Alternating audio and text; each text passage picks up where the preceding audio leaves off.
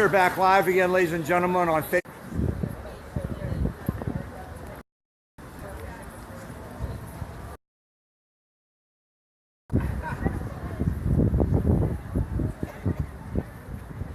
And here's Seth Anderson with his famous sign, challenging doctors. What kind of cowards do this to baby boys? Seth, you want to rest your arms a second and tell us why you're here? Well, we know why you're here, but tell us anyway. Yeah, so we're here to protest the ACOG, which is the American College of Obstetricians and Gynecologists.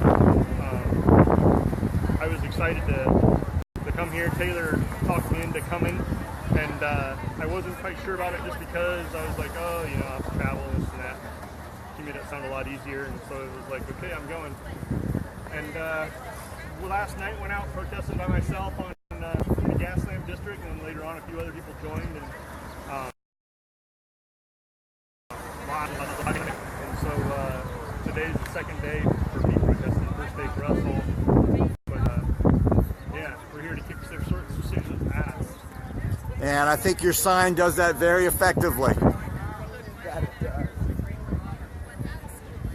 Try to cut me now. They won't. They won't. They only go after babies. Here's Brian Hardy, ladies and gentlemen. Most of you know him. Brian, you're back in the saddle now after a bit of a layoff for working on your career. But how's it feel to be back on the saddle? You know, it feels good. We're with a lot of really good people today, and this is just really important. We're actually sharing some turf right now with another group here who's standing up for a very important issue, and we're all kind of united together here with trying to get these doctors here to finally put ethics before money. And there's a lot of people in our country that are suffering because of their arrogance, and we're tired of it.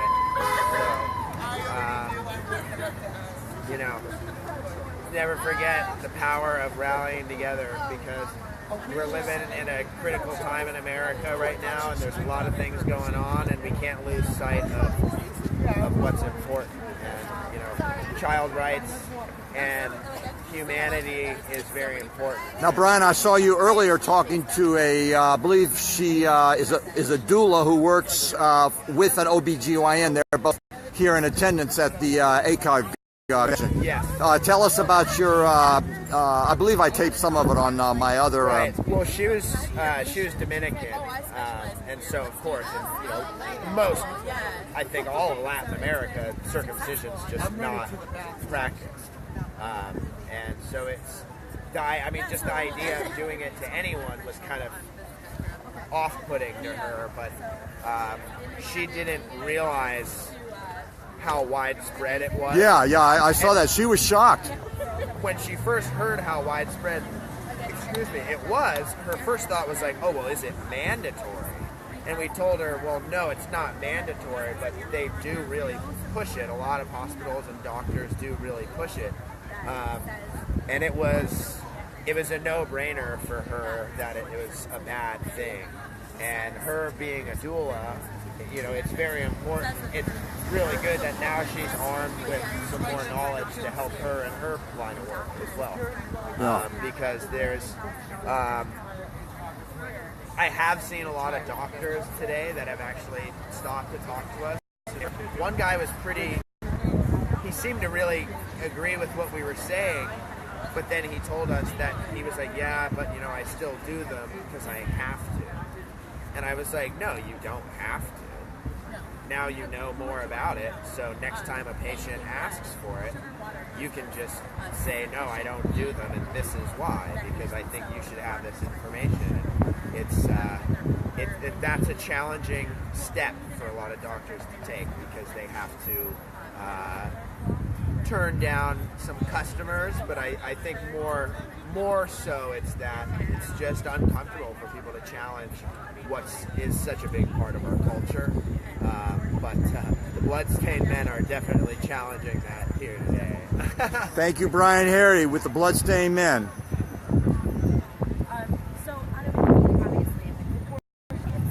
And I'll go down the steps here, and introduce you to some. Here's Lloyd Schofield with Bay Area Intactivists is here, and we talked to Luke earlier. I like mine. We'll go across the street and talk to veteran intactivist regret mom Rosemary Romberg. Started her work in the late 70s, and here she is decades later, hard at work, and as passionate about it now as she was then, and as hard working as any of us. You can see the lunch crowd has thinned out a little bit, but these are all attendees. They're all seeing it. I'm not an attendee. Man's on his way to work. He wanted to let it be known. This is Daniel. Daniel, we're live on Facebook. Daniel drove down from Oregon last night. They got in last night, I believe. And is this your first protest, Daniel? It is. Awesome. Well, thank you for coming. We have a lot of people here today, ladies and gentlemen, that are first-time protesters. I'll try to find everyone. There's so many people here, and we're all on different corners. But we've got one woman just got here from Humboldt County, Eureka and Humboldt County. She drove 14 hours. I guess she got caught in Los Angeles traffic. People are coming from all over to help out at the ACOG convention protest. In fact, I think this is her. Here's Rosemary Romberg, ladies and gentlemen. I was just telling people before I crossed the street, veteran activist, veteran regret mom, started your work in the late 70s, and just as dedicated and hardworking and passionate today as you were. Okay, we had the broadcast was paused briefly. So, Rosemary, how do you do it? I love and support of so many of my intactivist friends, and that helps keep me going. I mean, sometimes I've been discouraged, but I felt like I'm trying to break down a brick wall one grain of sand at a time, but we're getting there. And you came from Alaska. You flew in from Alaska to be here. I flew in from Maui. Oh, you came. Oh, okay. So we winter in Hawaii. I'm like half Alaska and half Hawaii, and I flew in from Maui.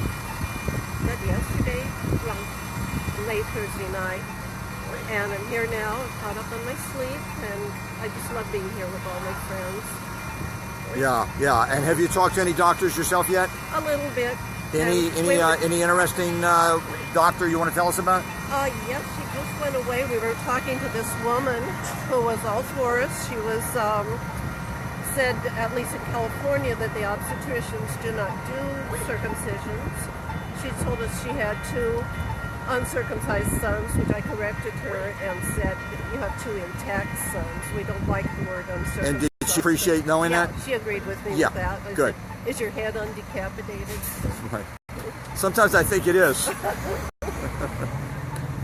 But yeah, good one. And let me go around and why don't you came from Eureka in Humboldt County? Yes. 14 hours. And tell our friends your name. My name is Iris Brioni, and I came from Eureka, California, about 16 hours north by car. Wow, what commitment. Now, did you get stuck in traffic, or is that just the norm? So some of that was traffic, but not too much of it. Los Probably Angeles? 2 hours. Trying to get through Los Angeles? Sacramento area, mostly. Well, thank you, Iris. Thank you for coming. You got here, what, an hour or 2 ago? Yep. And, happy to be here. and Support I think you everyone. said you have family here in San Diego. I do. I'm seeing all them, and I'm here to support all my, survivor friends. Yeah. This weekend. Yeah, anything you want to say about that? Because you told me off camera about that. Yes, I've seen a lot of pain and suffering, emotional and physical trauma from. I'm moving to get the wind out of the circumcision. microphone. You can turn it toward the... I would like to see this human rights violation be seen for what it is, and for all for the victims that it's already happened to, and to stop any future victims from coming And to me. you said that you have a friend who has suffered deeply from circumcision. Yes, absolutely. Anything you can say about that, or is that just enough? It's very personal. It's his cross to bear. But this affects everyone differently. Just because it didn't affect one person the same, it's gonna one person can be affected sexually much much more, one person emotionally much more, and we have to respect that it's how the victim, has gone through the trauma, and that's what's important here, not the eyes of the perpetrator. Yeah, thank you, Iris. Thank you. This gentleman just told Rosemary that he's got all girls. And we've actually run into, it's always nice when we run into parents who, they smile when they tell us I got all girls, don't they? They don't bear that. We're having a Facebook app problem here, ladies and gentlemen. I don't know if it's coming across smooth, but I keep getting broadcasts interrupted and then resumed. Sorry. So, I think you have a pretty, that's just a really dramatic view from across the street. You can see the, you can see all the protesters out front of the San Diego Convention Center. I'll cross over.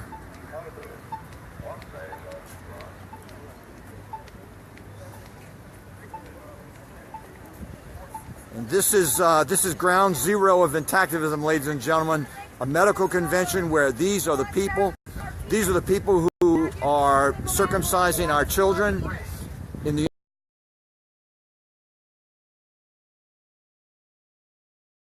Field. Have you, from the Bay Area Intactivists? Hey, Brother K. Have you had a chance to talk to any doctors today? I have talked to a tremendous amount of doctors. I just talked to a great doctor from New Zealand, a female doctor. She says, we do not do that there. What is the matter with the people here? Don't they have any ethics? She mentioned the word ethics. Yes. Oh, yes. And I said, that's correct. They don't. They're doing things they shouldn't be doing. And I had a talk with a OBGYN from the Heartland, I think it was someplace in Illinois, who was very equivocal about it, doesn't want to do it, but all of his patients kind of demand it. So I talked to him a little bit about it. I mentioned bringing up the subject with since they're OBGYNs, they do get a chance to talk to the parents way before the baby comes. I said, please talk to them, bring up the subject, encourage them to research it. And I gave them a link. I said, Stanford Hospital Newborn Circumcision Complication Rate is a very, very good website to use if you want any links or for the credibility, give that to parents. So they're definitely wrestling with it, and they know it's wrong. Yeah. And everybody here knows it's wrong. Yeah. It's yeah. not a difficult. Yeah. It's not a difficult problem. A 5-year-old gets it. Lloyd, do you? This is kind of a leading question because I think we've all agreed, talking among ourselves. But there does appear to be a change in tone of the public, the doctors' attitude as they walk through our protest lines. Oh, definitely. I mean, I've seen over the years, this is definitely paying off, coming out here and being here for discussion, information, and support. And we're encouraging them and supporting them to do the right thing, which they know they should be doing anyway. But they're certainly not getting any support. And I think we are providing a lot of that. And, a lot of the signs that I carry are a little outrageous, but it just doesn't, I think it connects with them. Now, Lloyd Schofield, it's been just about a year since the shocking death of Jonathan Conte in San Francisco. I know that you, probably more than anyone, worked very closely with him on the Bay Area Intactivist projects. How has his loss affected Bay Area Intactivists? And I know you're soldiering on. Tell us your feelings about a year later after Jonathan's tragic death.